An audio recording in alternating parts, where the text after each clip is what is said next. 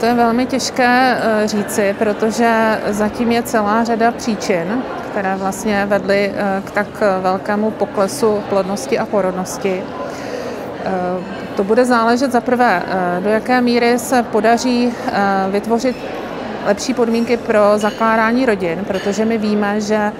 z více jak 50% za tím poklesem je vlastně to, že mladí lidé nezakládají rodiny. A zároveň víme, že zatím ti, co už jedno dítě mají, tak vlastně jakoby pokračují v tom mít to druhé dítě. Takže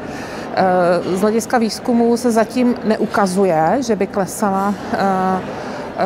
ochota mít 2 děti, anebo že by prostě ty plány se snižovaly, ale nejsou k tomu vhodné podmínky a nejsou k tomu vhodné podmínky právě pro ty mladé lidi, kteří pravděpodobně jsou zaskočení těmi změněnými ekonomickými podmínkami, vyvolanými ekonomickou krizí, energetickou krizí, které vlastně a inflací, které vlastně znehodnotily, řekněme, ty našetřené peníze. Ale vzhledem k tomu, že i když se ta situace teď trochu zlepšuje a ten trend se nemění, tak zatím budou pravděpodobně mnohem hlubší změny, které my teprve v těch výzkumech mapujeme